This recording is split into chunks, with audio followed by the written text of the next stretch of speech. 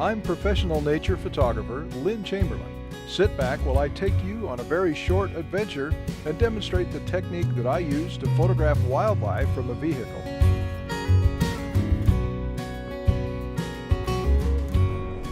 What a beautiful setup.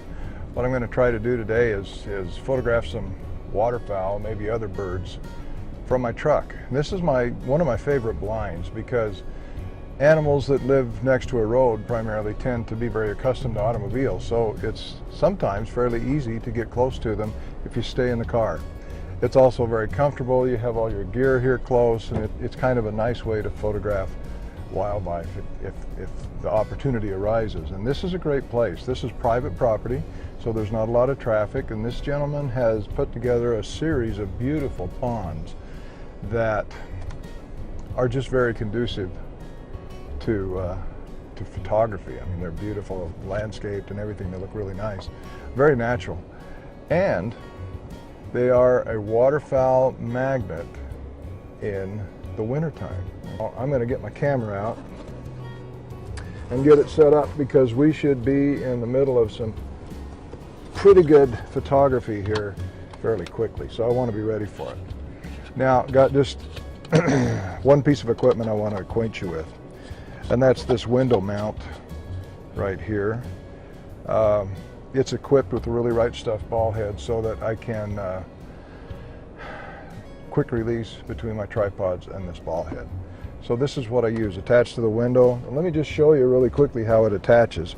If you can see, automatic windows, of course, it attaches right here on the glass, and then this part of it rests against the door.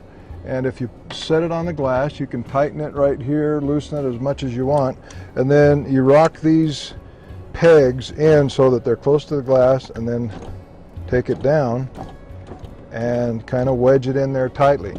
That's a very rigid point to photograph from at that time. A couple of things you need to do. Move your rear view mirror out of the way, okay?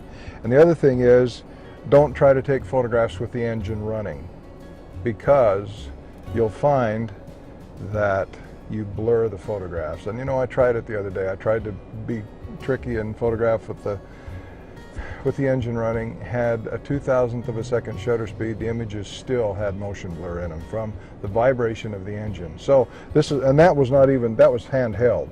So that wasn't even with this. With this, you'll pick up even more vibration because it's attached basically right to the body of the vehicle. So don't try to take photographs with the engine running. Turn the key off and then take your photographs. Okay, we're coming up onto the first pond. So I'm going to get my camera ready to go.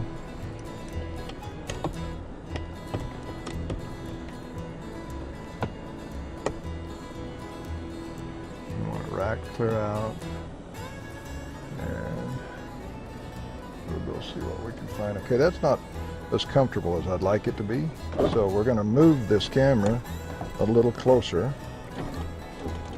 and then, oh, that's better. Yeah, that's better. It's going to be easier if I take my hat off to do this photography. We're going to stop right here and get a couple of pictures out of it. Turn the engine off. And away we go.